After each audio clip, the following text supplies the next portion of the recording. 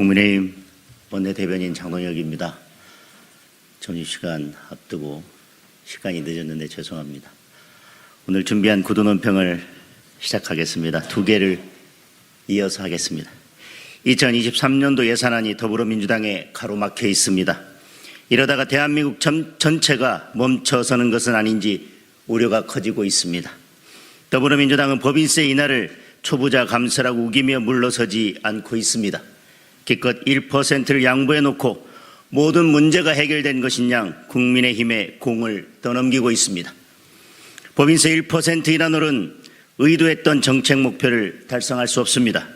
투자 유인 효과도 미미할 뿐더러 대만이나 싱가포르 등에 비해 국가 경쟁력도 갖출 수 없습니다. 이념 논쟁을 하거나 자존심 싸움을 하자고 법인세 인하를 주장하는 것이 아닙니다.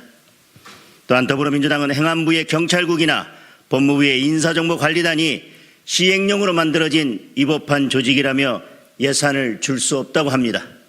두 조직의 적법성과 필요성에 대해서는 충분히 설명이 되었습니다.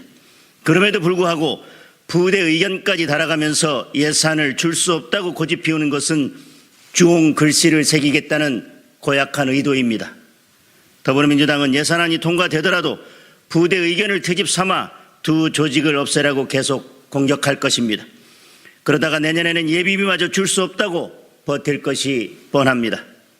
조건으로 붙어있는 권위 있는 기관의 결정이나 입법적 해결은 일어나지 않을 가능성이 아주 높기 때문입니다.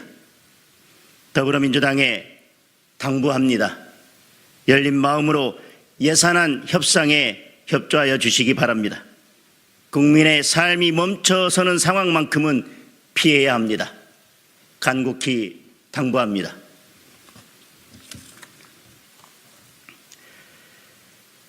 의사 출신인 야당 국회의원이 이태원 참사 당일 현장에 구급차를 타고 나타나 환자를 분류하고 이송하는 자원봉사에 나선 것으로 알려져 관심을 받았습니다.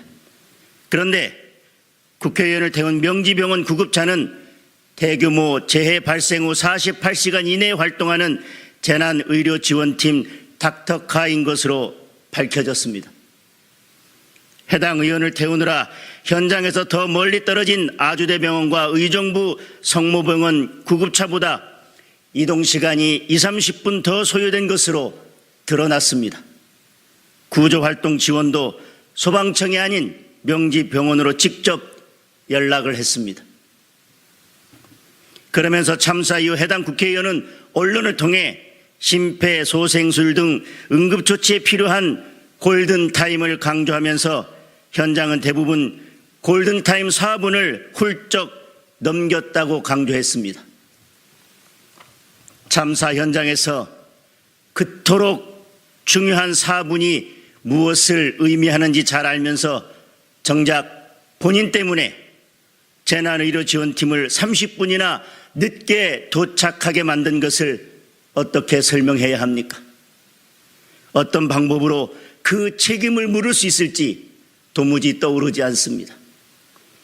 급박했던 순간에 구급차 이동 시간이 지연된 사유를 알기 위해 구급차 탑승 지점을 묻는 물음에도 답하지 않고 있습니다.